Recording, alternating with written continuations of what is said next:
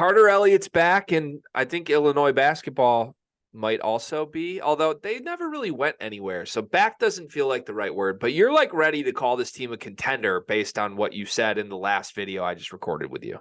Yeah, they're here. There's two contenders in the Big Ten right now. It's Illinois and it's Purdue. So, okay, you threw Illinois in the same tier as Purdue. Mm-hmm. You feel like they're right on that level already with the quote-unquote best team in the Big Ten? I think there are two teams that have a chance to win the Big Ten. Purdue's the favorite. I still think Purdue wins the Big Ten. I think there's only one team that challenged them to win the Big Ten. I think that team is Illinois. Okay. All right. I can get behind that.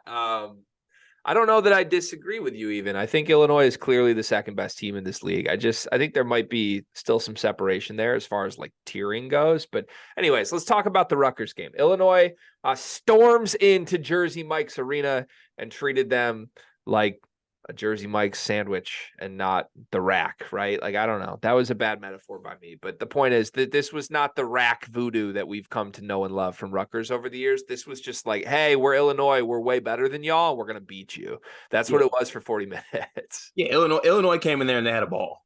They had a really good time. They had a great time. They were comfortable. They were at home. They just felt they felt everything felt right for them. Everything was wrong for Rutgers. And I mean, we're going to get into it a little more deeply here, but I'm going to hurt myself with my belief in this Illinois team. I am. I know I am. It's okay. But I'll die with these guys. It's fine. I'm good with it. Counterpoint, what if this is the team? And what if you don't hurt yourself? And what if before the end of December, I jump on board the bandwagon and nobody gets hurt? There's just a bunch of happy wins. What if that happens? Hey, why not? Why? Hey, why? Just get me to the middle of January still happy. Yeah.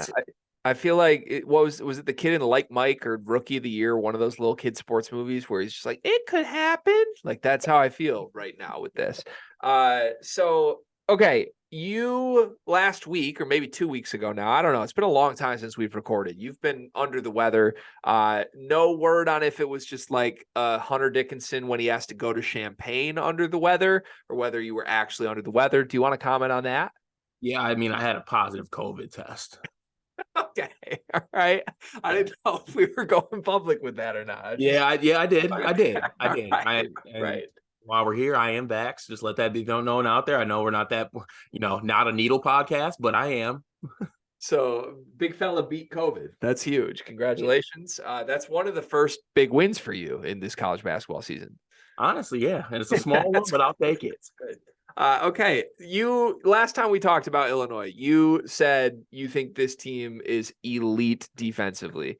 And I was bringing you numbers that had them near the best in the country. They're the number one effective field goal percentage defense in the country. That was the case going into this game. That's the case leaving this game. They're 8th in the country on KenPom in defense. Rutgers ends this game shooting 29% from 2-point range. They made 6 of 13 of their threes. They shot less than 30% on 2-point attempts in this game against the Illinois defense, and no Rutgers players scored in double figures. How much of that was Rutgers being a Steve Peichel offense versus Illinois being legitimately maybe the best defense in the country? I think it's a little bit of both, but it's more so Illinois being one of the best defensive teams in the country. I mean, when you look at their starting five and like you're going guy by guy, and they just have the tools and the actual defensive like acumen, I think is the word that is actually makes sense in a situation to be like a really good defensive team and really good like defenders by themselves. And the things I've been seeing with Illinois in some of these games is like they're taking the individual defensive skills that they have and they're making it all mesh and like work together. Like I think their principles are really good. I think they're really in sync too, like defensively. Like you see a lot of times with bad defensive teams where you'll have one guy who's locked in, he's forcing a guy baseline, but the other guy is not on the same page and he's not helping or he's not coming over, he's not digging, he's not doing those things. I don't see Illinois have those type of breakdowns, to be honest with you. I did see maybe some of that with the pick and roll defense in the Marquette game, but outside of that, I just think this team's been really good defensively. And then you go down the starting five, like I said, Ty Rodgers, 6'5", point guard. Say what you want about his free throw shooting and his offense. Really good defender. Terrence Shannon, really good defender. Quincy Guerrier, really good defender. Coleman, really good defender. Damask, honestly, I think he's a good defender. I think he's underrated, but also a good defender. He's probably the worst one out of the starting five, but still good. So I just think they got a lot of fluidity with this defense. Like every guys are kind of switchable. All the guys have length and height. It's just, it works. Yeah, it does work. And it works because of who Terrence Shannon is, right? I think like some of the guys that we are going person by person with here would not be as valuable to a team, or you wouldn't be able to play them in such big roles if Terrence Shannon wasn't as good as he is offensively. Because let's just do a quick hypothetical, which obviously isn't going to happen. But like if Terrence Shannon wasn't on this team, I still think the team would be pretty awesome defensively, but you wouldn't be able to play Ty Rodgers 28 minutes a game if Terrence wasn't on this team, because you just have to have somebody who carries the load. And I know there's Zach Edey. I know there are other guys in the Zach Edey conversation. Hunter Dickinson looks incredible, but like I don't know that there's a player playing better than Terrence Shannon right now for who they are. Because like even with Edey, Purdue fans are like, yeah, he's kind of missing a lot, like, which is true. I don't think we've seen the best version of Edey. I think we are seeing the fully realized best version we have ever seen of Terrence Shannon, and it's got to be so rewarding for Illinois fans. Yeah, this was the summer dream. Like this is what it was for them. Like we get Terrence Shannon back, and Terrence Shannon Jr. is one of the best players in the country. Terrence Shannon Jr. is an All-American. Like that's what he is right now. It's crazy. Like I was outside of actually watching him, like when you watch him, just like this guy is so fast, so strong, can shoot the ball. Know he's going left. He's still going to go left. Know he's going to come back to his left. Still gets back to his left. He's 23. He abuses kids on a nightly basis. And at the same time, he's shooting 52 from the field, 45 from three. And like, I mean, honestly, the one blemish is 71% from the free throw line, but he's just doing so many things, and it's consistent too. Like he is consistently by those shooting numbers and consistently been playing at a high level as an All-American level type candidate. And that gives Illinois something to always bank on. Like on a night-to-night basis, they're going to have Terrence Shannon Jr. doing what he does. And it's what other guys around him can pick up. Are you ready for one of the most audacious comparisons I've ever made? That's quite the statement, because I've heard a lot of audacious comparisons coming out of you. I had a really good one while you were sick last week, by the way, with Lance Jones, Chase Audige. I felt that was good. That was good. That was good. Yeah, this one might not be that good, but I feel if you can get where I'm at mentally on this, I think you'll like it. If you can't, you're going to hate me for this. Okay. I'm about to compare the Illinois team this season to one of our favorite teams in a really long time. Okay. I get some Carson Edwards senior year Purdue vibes from this Illinois team.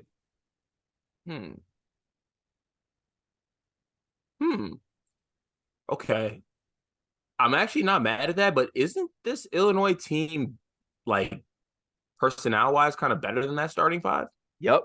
And that's why I'm starting to realize this team's like actually a March contender, and I can't believe I'm saying this. So, okay, let me talk through this. Purdue, under Carson Edwards, was a elite offense and a good, if not great, defense. They were like in the 30s in KenPom. So, you know, not the same formula for this Illinois program by any means right now. Illinois looks like an elite defense and a good, not elite offense. But go personnel-wise for me with that team. Purdue had Nogel Eastern playing a really big role. Ty Rodgers, just a do-it-all dude who's an impact defender who's never going to be a shooting threat and somehow is still a really quality player for you, giving you 3 points on 2 shots and 1 for 2 from free throw line. Like there you go. Nogel Eastern. You got just guys who are there strictly to shoot. Luke Goody, Ryan Klein. Like your role on this team is to run around and make shots. The one thing Purdue had that Illinois doesn't was like they used Harms as just a shot blocker. I guess in this comp that becomes Coleman, because Coleman did have 3 blocks against Marquette. But I don't think Illinois needs a shot blocker to be a better defense than that Purdue team was. They had Travion Williams off the bench. Hello, Dane Danger off the bench. Like, and when it came down to it, when it got to win or go home time, they had Carson MFing Edwards, and they got him the ball, and everybody knew they roll, and they got out of the way, and they played defense on the other end. That's what Terrence Shannon is going to do when we get to crunch time. And the version of Terrence Shannon that we're getting right now, dare I say, is a more complete player than senior year Carson Edwards was. And if I'm any opponent, I don't want to see Illinois with the current formula around Terrence Shannon ever. I absolutely love that comp. And it literally makes like that's honestly perfect to me.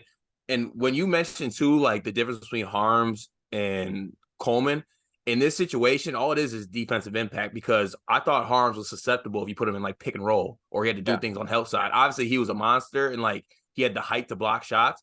But Coleman, like if you look at it, is probably a more versatile defender because he can block shots, not to the level of Harms, but he's also like he can switch, he can do more things as far as his mobility. So I really, really like that comp. And when you put it that way, we need to take this Illinois team. Like, I think we took them seriously, but we need to take them way more seriously. Like they're a problem.